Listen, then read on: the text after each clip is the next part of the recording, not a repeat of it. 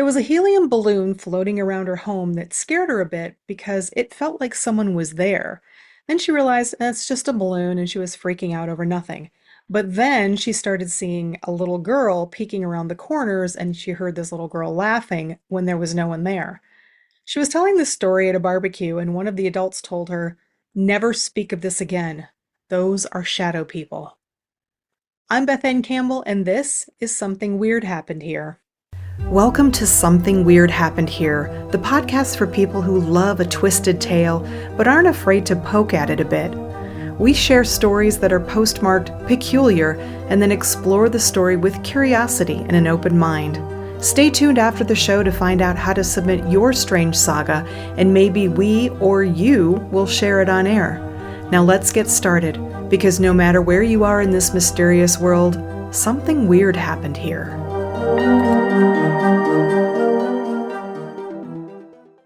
This tale is postmarked New York State, USA. Subject line, "Are You Dead?" Part 2. Today I'm talking with Corinne, whose story I shared in the last episode. I'm so happy we could connect because I had so many questions. So now we get to hear Corinne's story from her own mouth and some other experiences that she's had. Corinne, welcome to Something Weird Happened Here. Hi. Corinne, Hello. how are you? I'm good. How are you?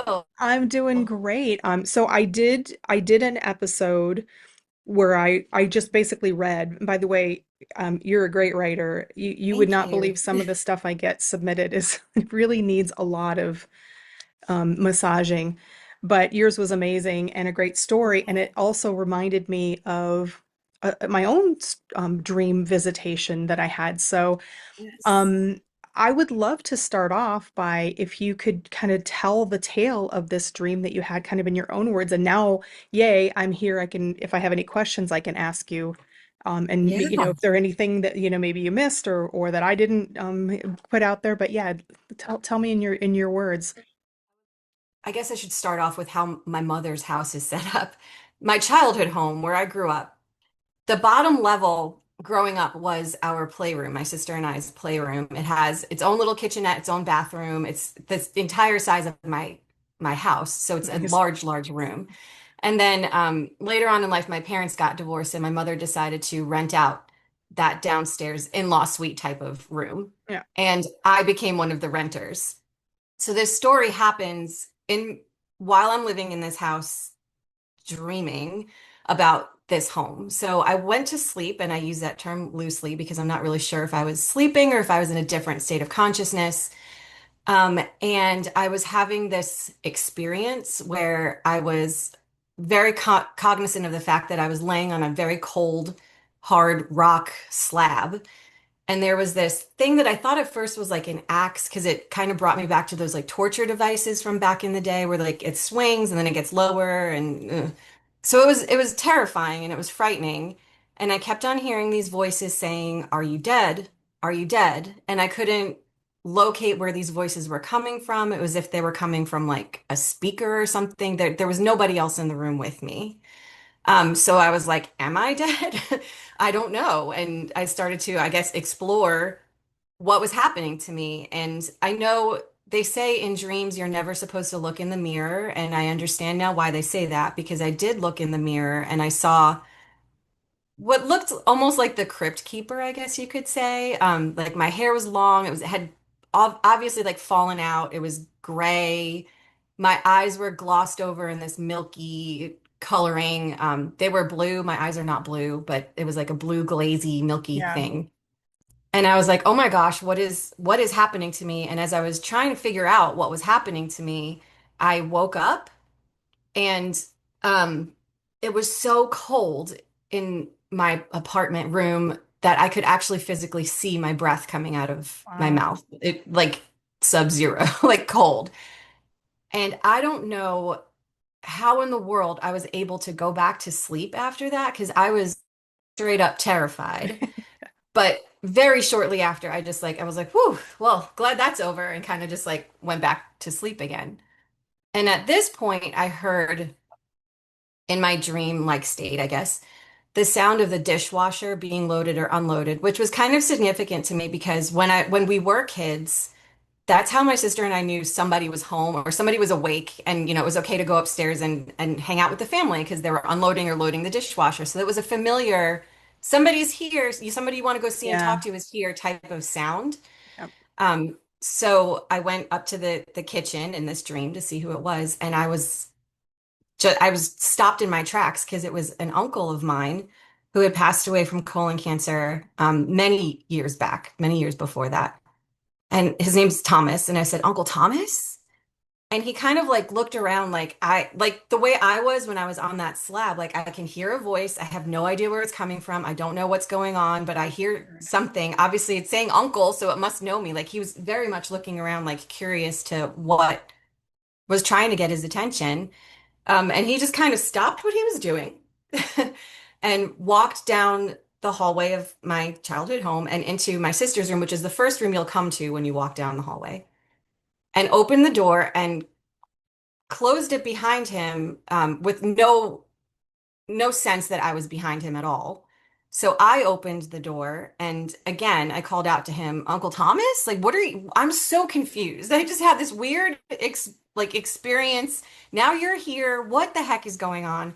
And at the same time, it was so warm in the house. And I'm not like a heat part. I don't deal with heat very well, but it was a very like loving wrapping around me like peaceful warmth. It was very hot, but it wasn't uncomfortable at all. It was just like lovely.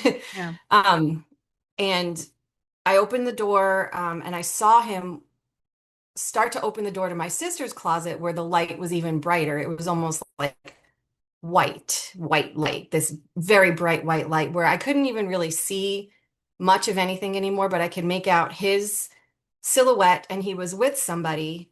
And they walked through together. The closet door closed on its own.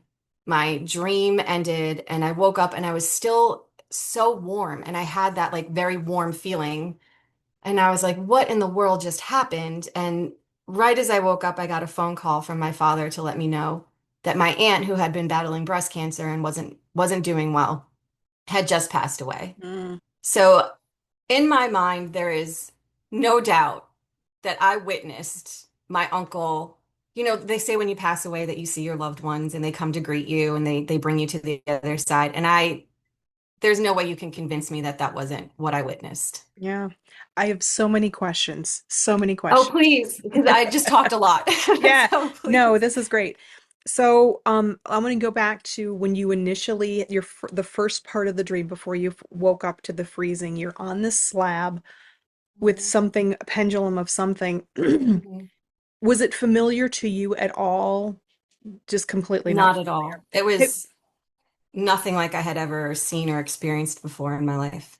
if we take it at the truth that this was a visitation, what do you think that that part of the dream was about? Have you thought about what did it mean? Yeah, I dissected it a lot, and I don't know how it connects to the second part, but I'm pretty sure that what I experienced at that part of the dream was some type of, like, I guess almost purgatory or like holding That's what place. I thought too. Yeah, that's Yeah, exactly what and I the was thinking. the pendulum that I eventually figured out was a pendulum, and the voices I think were people in an alternate timeline or whatever you believe, different life or whatever, trying to channel Yeah, other side of somebody. the Because veil that's, somewhere. Yeah. yeah, that's what you use a pendulum for. So it would make sense. Oh, So, okay. All right. That makes sense. or one of the reasons you would use a pendulum. So that, Well, but so I still am confused at how it connects to the second part. what when you say pendulum, what is to describe that to me? Because in my mind, I'm thinking, Um, a blade that's about to cut you in half. Is that not what you were seeing? That is, okay. that's what it felt like. Okay. But the more I thought about it, a lot of people when they I don't know the exact terminology, but when they're trying to connect to different, Yeah. spiritual people, will use like it almost looks like a necklace Scrying. with a crystal at the end of Yeah, it. I have one. I Yeah, think it's called yes. scrying, yeah.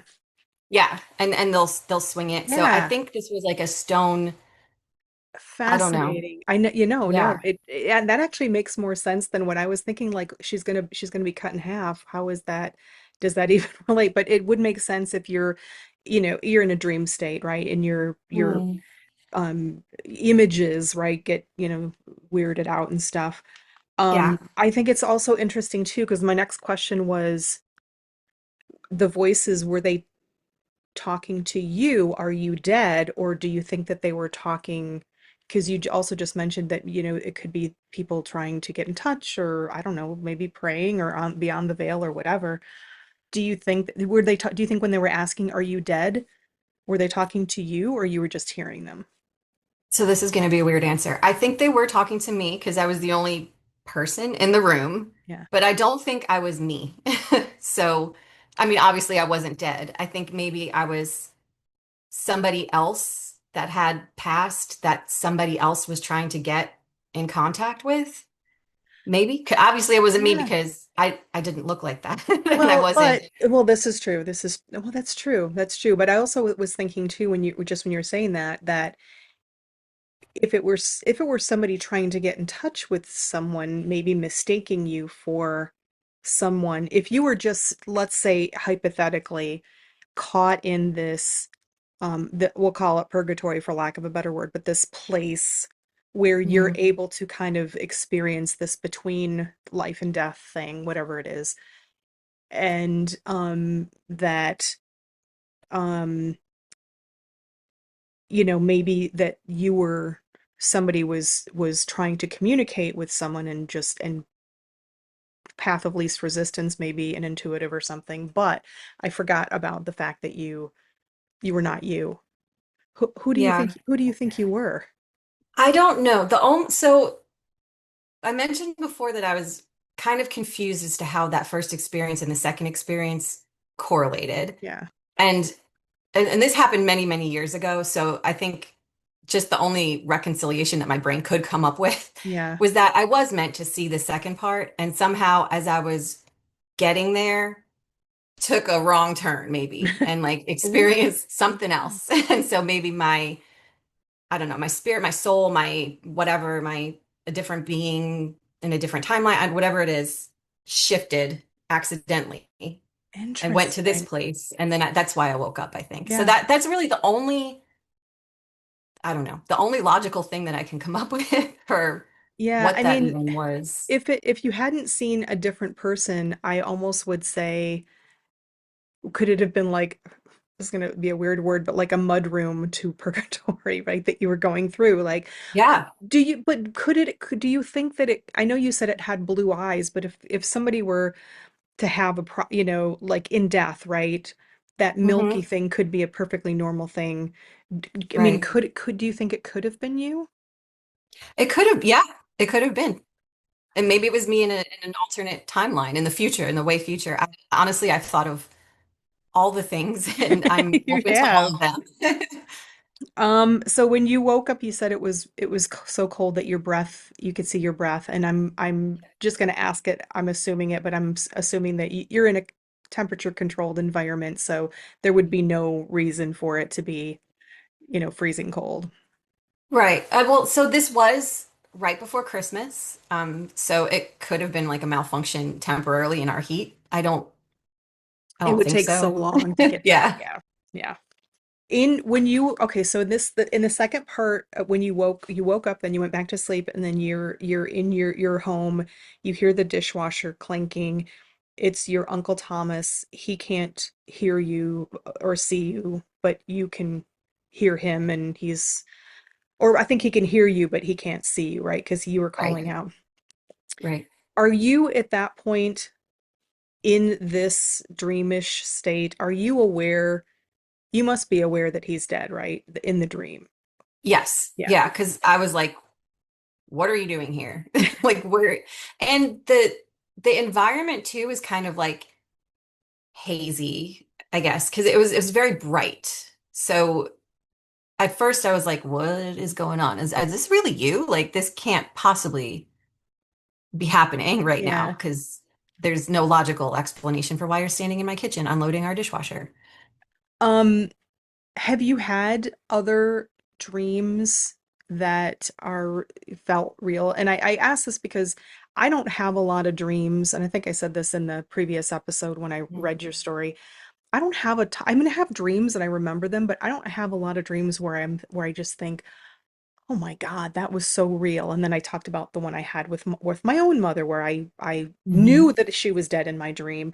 I knew that Right. this was like a just an amazing opportunity and moment that I could be with her. And so I Mhm. hugged her and I could smell her. And but that doesn't happen a lot. Have you had other dreams that were equally as vivid? I've had other experiences, but not really so much dreams. Tell So me. I did have a dream that my best friend and I in middle school were swimming. I forget where we were swimming to, but we were swimming and something had happened. And then the next day, in our gym class, we had a unit in the pool, and she had a seizure. And I was one of the people who helped to save her life. And she's like, well, we're going to be best friends for the rest of my life now because you saved my life. And that's really the only other dream type of experience that I've had where like something has come true or something that I've dreamt about. But I mean, all through my life, I've had like, I get really bad deja vu to the point where I can say, this is what's going to happen next and be right. That happens a lot. Fascinating. So yeah, so tell me about when is the first time that you had something weird happen where you thought, like maybe I mean, and have you ever considered, I guess maybe my first question is, have you ever considered that you could be psychic, sensitive, clairvoyant, clairsentient, clairaudient? 100%. Yeah. That's Yes. I explored it. yeah. Um, Yeah, and I dabbled, I guess, a little bit. Um, but it started at a very young age. I lied to you. I'm so sorry. I said that that was the only time that I had had a dream. But when I was a very young kid, I was having dreams all the time about the man with no eyes was his name. And he was just like if you know what, like when people are fencing, they have that mask Oh that they yeah, wear. yeah. But that was his face. Like he wasn't wearing a mask. That was his face. And he never really like did anything terrible. I think the most terrible thing he ever did in one of my dreams was he brought me downstairs to our basement in another house that we had lived in, and that was it. I mean, he was just, he existed to just be terrifying to me. But I had these chronic nightmares about him for a very, very, very, very long time. And my parents will tell the story that we were in like J.C. Penney or something like that, and I pointed to one of the mannequins, terrified, and said like, "Oh my gosh, it's the man with no eyes," because they don't really have, or at least back in the 80s, I'm Yeah. dating myself, they didn't have a face, and they were like, "Oh, mystery solved." That's what it was. But that's not what it was. I know still to this day that that's not what that was. I don't know what it was, but when you ask like when did it start, I'm pretty sure that was Really early. yeah. What about like non-dream stuff? Do you ever um see or hear or sense people who are not? Yeah, oh That's yeah. is it a big yes? That's a big Tell yes. So I was at a barbecue at this same aunt that had passed away from breast cancer at her house one time, and I was telling the kids table this story about how the day before I was we had one of those helium balloons in our house for some event, and it was like kind of like moving along the ceiling or whatever, and it scared me because I was like, oh my God, like something's here. And then realized like, oh haha, it's just the balloon, like I'm yeah. freaking out for nothing. But then I saw like a little girl peeking her head around like corners. I heard her laughing, and then like did all of the things you're not supposed to do in the horror movies, and kind of like went after her to look like who where is happening, like who is this little girl that's in my house. And I was telling the story at this barbecue, and one of the adults turned around and said, don't ever speak of that again. They're a shadow person and you don't want them. Like I rebuke that. Like you rebuke that. You want none of that. And I was like, okay, like I don't want this. But it was a little girl who was laughing. Like I can't imagine that it would be Yeah. an evil thing. And they're Yeah. like, no, like if they're like that, like you don't want it. Okay. That's not that's a significant thing, I think. And I don't I'm agreeing with you. I don't that doesn't sound like a shadow person to me, but I write paranormal mysteries and my tagline for the couple that in my books, the fictional couple loosely based on my husband and I, they have a podcast and their tagline is "Stay skeptical, but don't run toward the noise." So you ran toward the noise. I So did. I know. I did everything that we're not supposed to do. Like if I was watching myself in the movies, I'd be like, "Don't go in there. Don't run after her. Don't do that. What's wrong with you?" yeah, I think you are. Have you had other experiences where you've seen Um, things or people? I joke around with my friend. I'm very intuitive, and I joke around with my friends all the time, and I say like, "This is going to happen," or "This is the truth behind this." And then I kind of jokingly say like the ancestors are telling me. Like that's my way of saying like my intuition is telling me, but I truly believe I am being told by Yeah, my ancestors. And I guess they've come to take it as a joke. I don't know if they take me seriously, but it is true. I'm being told that this yeah, is going to happen, or this is the backstory to this, or this person's evil fascinating. because of that. What do you this kind of along this idea of if your ancestors are telling you or speaking with you or guiding you, right? Spirit Mhm. guides, ancestors, whatever. What do you think the afterlife is? Assuming that we believe that there is an afterlife. Not everybody Yeah. does, and I don't believe in like the super religious-y ones, but you've had experiences that seem to be related to something beyond. What do you think is Mhm. beyond? Um, that's a really good question. I think that I want to think that when your time comes, you're given the choice, like, do you want to just move into this peaceful existence where you don't have to contribute at all and you can just go into the kingdom of heaven and be happy? Or do you want to be a guardian angel? Do you want to be somebody who comes to help your loved ones cross over? Do you want to be a spirit guide? Do you want to be, whatever? And then based on your answer, I guess, or your intent, you're split off. And the reason I say that is because I don't want anybody knocking at my door, but there are times, and I cannot control it, where I do believe that I hear messages from people that had passed on. And my mother is my biggest skeptic and always says, like, I won't believe you until you can tell me something from my mother. And my mother's mother had passed away when my mother was 8. So there's no way I would know Yeah. anything other than stories that she told me. And I can't, like, I cannot hear any, I can't communicate at all. And I think it's because she has chosen the path of, Yeah. I'm just gonna, go into my peaceful afterlife and not, contribute to the spirit guide. Oh, I love that though. Are you familiar with the concept of a soul contract? I am. Well, I am with my animals. I didn't know if it exists with people. Well, I had heard about this a while ago and didn't really have a term for it. I was reading some book and it was just kind of talking about um, the purpose of a soul, and someone would ask the question, well, what's the purpose of us? What's the purpose of a soul coming and only, being stillborn or only living for 5 days or whatever? And they said, well, that's their maybe their contract or their purpose was, I just want to feel what it's like to be alive in a Hmm. human body.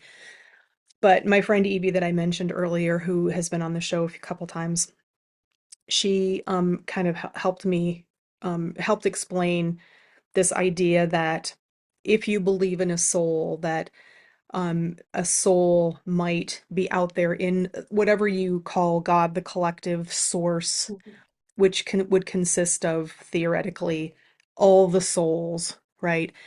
And that you come to a place, often Earth, because there's a lot of conflict here and a lot of contrast here. So it's according to the so-called experts, it's a good place to come because you can learn a lot of lessons here. Yeah, And absolutely. so that the soul comes to becomes into a human or even sometimes a non-human form to learn some sort of lesson. And she told me this in the context of because she was telling me how she always knows she has a vibe about somebody and it's always true. And I said, I get vibes about people, not like a ton, but sometimes you get a really strong vibe and I'm usually right. But I said, one time I was wrong. This person, this guy who I just rubbed me the wrong way. I just couldn't stand him. I was young. I was probably, 20, and I was a waitress, and he was started working there, and I just couldn't stand him. And then one day a bunch of us went out and just hung out, and I thought, oh, this is like the nicest guy. I love this guy. He's so funny and he's just so kind. And she said that's probably somebody that you've been in, because if you believe in reincarnation and that kind of thing, Mhm. you tend to be with similar people. The same people kind of Right. come in and out of your life, key people. And she said you probably knew him from a previous life in another soul contract, but since then he has learned lessons. So perhaps in this previous existence, he was not a nice person, or you didn't have a good relationship. And then, but now he's in this new place, learning a new lesson, having learned perhaps, infinite lessons, in time and space. So anyway, Very interesting. tangenting off, but that kind of reminded me that when you were talking too. So you sense Mhm. ancestors. Is it anybody in particular or specific that you? And I don't think so. I just know it goes deep. Like it goes far back. It's not just like, my aunt who passed away from breast cancer. It's there lines of people back that are, saying things. Wow. Any other experiences that you'd like to talk about, Corinne? Um, I can't really think of anything off of the top of my head. Just little things here and there. Sometimes I'll just get intuition about, you don't want to be here and nothing does happen, thank goodness. And you just never know. Like, would something Yeah, have happened? Like, I don't have one of those stories where like, oh, I turned right when everything was telling me to turn left, and then there was a serial killer on that street. Like, yeah. I think that every time I've turned right is because There was probably a it reason was to turn right. steering me away from trouble and there was no more trouble to be Yeah, had after that. So, true, true. Do you get, since I was just talking about it, do you get vibes from living people? oh yeah. Yeah. Yeah, I can tell you all about yourself in 5 minutes. Awesome. Yeah, I was wrong about somebody too. My best friend in the entire world, we hated each other when we first met each other, and wound up. I met her when I think I was 12, maybe. She was 11, and we're still friends to this day. I'm not gonna tell you how old I am now, but it's a very long time that we've been friends. So she was the only person that I was wrong about. But what you said was very interesting. Yeah. Um, Well, I think that there can be, of course, human exist in the here and now reasons. Because I have a really good, very one of my closest friends, but he's about 10 years younger than me, and he actually went to school with my sister, who is almost 10 years younger than me, and they were really close. But he would come over to our house, and he was just bitter, and we were like bitter enemies. Like we just his energy, and but then he came out because he's gay, and mhm. now, happily married. And once that happened, it was like he was a whole different person. And now we're like, I was his best bitch at his wedding. And, so I love that. there are things, there are psychological and, situational things, as to why, people can just give off, right? But the thing with this other guy is he wasn't doing anything, or, giving off, like he wasn't acting like a total jerk. Like with my friend, yeah, we fought, and we were both very, bitter, sarcastic, and I was probably going through things and he was probably going through things. But with this other guy, it was like he was perfectly nice, and there was just something about him that I didn't it was like visceral. I just Mhm. hated him. And then like had this weird turnaround where I was like, God, this guy's actually really nice and fun. So I don't know. Weird, weird shit. Yeah, I think sometimes, I don't know if it's a theory or if it's science or whatever, but they talk about how our brain really only unlocks a certain amount of things. Yeah. And I think maybe sometimes how we feel about people, or even sometimes dreaming could be interpreted as a dream when it's not a dream because our brain doesn't know how else to reconcile it. So this feeling that you had about this person could have been a different feeling in a different state of consciousness or a different timeline Yeah. or different life or whatever. But your brain now doesn't know how to reconcile it because it's not open to that part of, Yeah.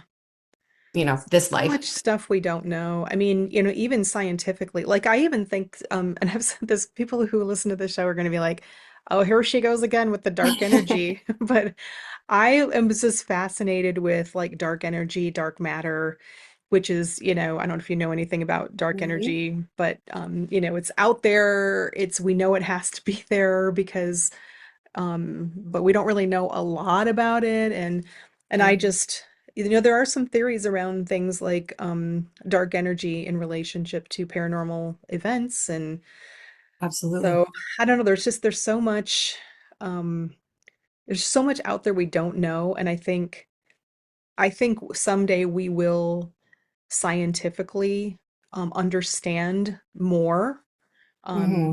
than we I do hope now. so. Yeah, I me hope you're too. right. Me Because I too. have Well, so many questions. if you had a burning question, what would your burning question be? I guess the first thing that popped in my head was like, do aliens exist? Is there another life form in other planets that are looking at us and laughing, or are they learning from us? Could they be worse off? I don't know. Well, that could be a whole episode because I've talked with Yeah. quite a few of my guests about aliens. And but I'm a lover. I love Neil deGrasse Tyson. I love Professor Brian Cox, and they talk and there's a name for it. I can't think what the name of this. It's like some sort of dilemma, but if you look at how life evolved on Earth, every time I listen to somebody, it feels both equally possible and impossible that there would be another species like Mhm. us, or even in just intelligent, right? There's Right. absolutely 100% we know life, but life in the microbial form is different than evolved like us. And in a relatively short period of time, we evolved from like one cell to what we are now. But Right. life existed for a very, very long time, almost since the beginning of when the Earth was formed. So it's one of those things like it's so big that it's hard for me to comprehend this idea that even just within our galaxy there are like 4 billion suns and Right. solar systems and the idea that like there would be no intelligent life, but also we are so far away there could have been life. And like a star that we see that could have a planet that had life, might be Mhm. 1 million light years away, and 1 million years is plenty of time for a species to come and go. So even if there were, it might be too late. Like we might be seeing that light when the species is already, I mean, it's Yeah. kind of mind, No, well, now I have more I questions. know, me too. But I also think of things um like dark energy. Like, could that Mhm. play into things like wormholes, right? Because we know in space and time, the distance is so great that that does kind of put a different spin on, like, in the here and now for us is not in the here and now for perhaps another life form that is, a million light years Mhm. away. But there are wormholes. There are what black holes. One theory is Right. what's on the other side of a black hole, another universe. Well, could there be a way to, I don't know. Right. So yeah, there's so many things, and So many questions. I could do a whole thing on that, but I just don't I know love it. enough. But I just like thinking about it. Anyway, Corinne, thank you so much for Thank joining me you. today. I so This was appreciate so it. fun. No, I So appreciate you reaching out a lot yeah, I'm and so finally glad we getting hooked up through. and I got to ask you some questions about your Yeah, experience, and I appreciate absolutely. your sharing in the details. Yeah, this was very fun. So thank you for having me. Oh, thanks for joining this episode of Something Weird Happened Here. If you have a twisted tale that you witnessed, experienced, or heard from a reliable source, go to bethanecampbell.com/somethingweird to learn more and submit your story. If your tale is twisted enough, we'll share it on air during one of our episodes and might even invite you to be a guest on the show. And we're not picky. Your Something Weird Happened Here could be paranormal, psychic, UFOs, near-death experiences, dreams, parallel dimensions, Bigfoot, chupacabra, or any other weird and unexplained phenomena. We don't discriminate.